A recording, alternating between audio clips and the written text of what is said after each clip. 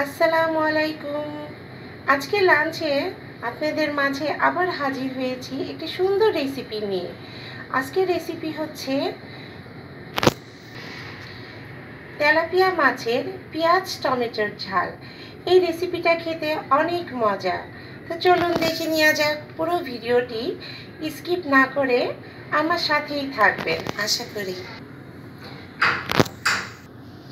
প্রথমে আমি মাছগুলোতে ভালো করে হলুদ লবণ মিশিয়ে নিব।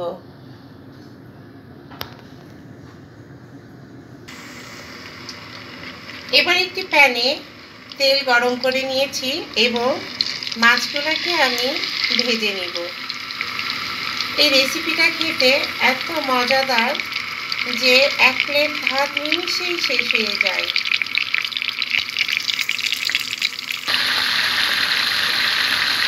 মাছটাকে আমি একটু লাল লাল করে ভেজে নেব, কারণ এই রেসিপিতে মাছটা একটু লাল লাল করে ভেজে নিলে খেতে মজা হয়। তেলাপিয়া মাছটা এমনিতে বাচ্চারা অনেক পছন্দ করে, কারণ মাছটাতে কাঁটা খুব কম থাকে। এই কারণে বাচ্চারা এটা খেতে অনেক পছন্দ করে। আর এই রেসিপিটাও অনেক মজাদার হয়, অনেক সুস্বাদু লাগে গরম ভাতের সাথে। আপনারা ট্রাই করে অবশ্যই কমেন্ট করে বলবেন কেমন লাগলো এই রেসিপিটা। মাছগুলো আমার অলমোস্ট ভাজা হয়ে এসেছে। এইভাবে আমি মাছগুলোকে একদম লাল লাল করে ভেজে নেব।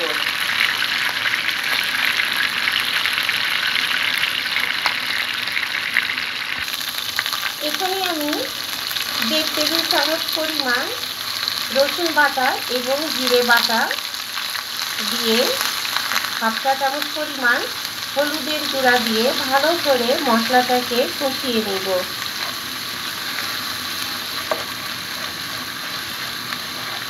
শীতকালে এই ধরনের মাছ খেতে অনেক মজা লাগে এবং এই ধরনের মাছগুলোতে শীতকালে অনেক তেল হয়।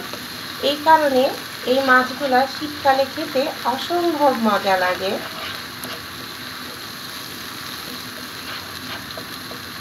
এবার আমি এতে 1 কাপ পরিমাণ পেঁয়াজ দিয়ে দিব।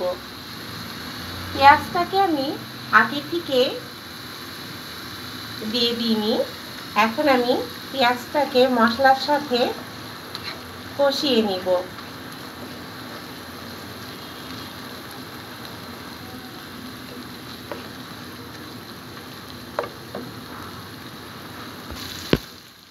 এখানে এবার আমি 1/2 চা চামচ পরিমাণ লবণ, ধনে গুঁড়া দিয়ে এক করে দিয়ে, বাসাটা আমার রোড সাইড বলে অনেক শব্দ হয়, তাতে কিন্তু আপনারা একদম বিরক্ত হবেন না। এই পর্যায়ে আমি 1/2 চা চামচ পরিমাণ মরিচের গুঁড়া দিয়ে দিলাম।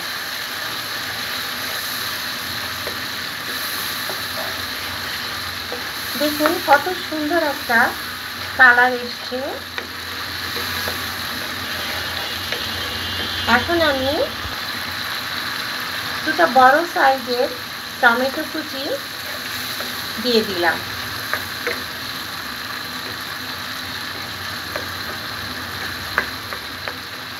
টমেটোটা দেওয়ার জন্য কালারটাও অনেকটা চেঞ্জ হয়ে যাবে আর অনেক সুন্দর একটা ইয়াম্মি টেস্ট আসবে। এ পর্যায়ে আমি একটি ঢাকনা দিয়ে ঢেকে দিব।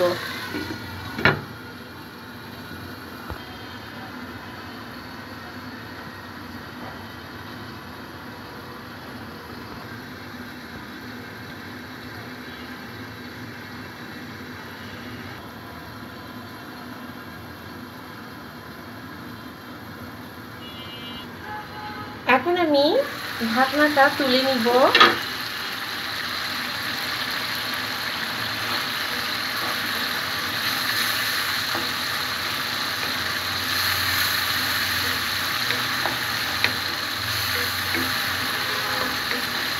এই রেসিপিটা অবশ্যই আপনারা ট্রাই করে আমাকে কমেন্ট করে অবশ্যই জানাবেন যে কেমন লাগলো আপনাদের খেতে।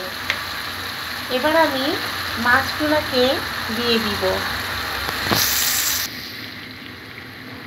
আমি মাছগুলোকে দিয়ে এবার মাছগুলোকে খুব সাবধানের সাথে উল্টিয়ে দিব।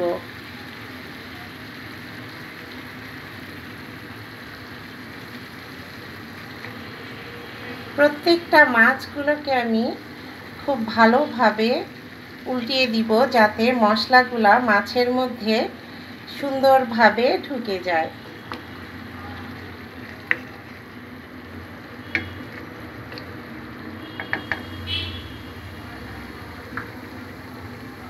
এখন আমি একটি ঢাকনা দিয়ে মাছটাকে ঢেকে দিব।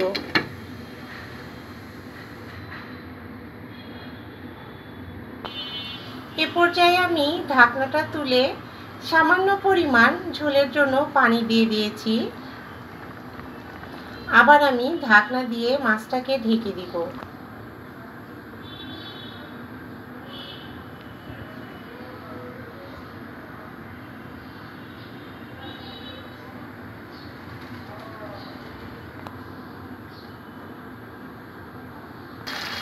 এখন আমি 1 চা চামচ পরিমাণ লেবুর রস দিয়ে দিচ্ছি।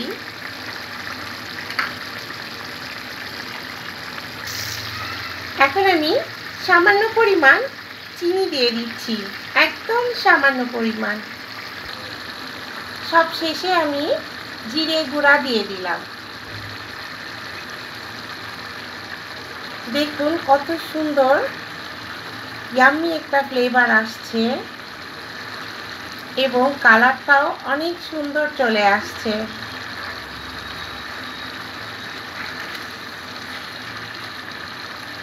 মাছটাকে উল্টিয়ে দিলাম যাতে জিরে গুঁড়াটা ঝোলের সাথে সুন্দরভাবে মিশে যায়। এটা গরম গরম ভাতের সাথে খেতে যে কি মজাদার, মনে হবে যে 1 প্লেট ভাত নিমিষেই শেষ হয়ে যাবে। আমার রান্নাটা প্রায় অলমোস্ট হয়ে এসেছে। এ পর্যায়ে দেখেন বন্ধুরা, সুন্দর তেল উঠে এসেছে এবং সুন্দর একটা ইয়াম্মি লুকও চলে এসেছে। এ পর্যায়ে আমি চুলার জালটাকে আস্তে করে দেব এবং একটি ঢাকনা দিয়ে ঢেকে কিছুক্ষণের জন্য রেখে দিব। এরপরে আমি আপনাদের মাঝে পরিবেশন করে দেখাবো। দেখুন বন্ধুরা, গরম গরম ভাতের সাথে এরকম যদি রেসিপি থাকে তাহলে আর কিচ্ছু লাগবে না, একদম জমে যাবে।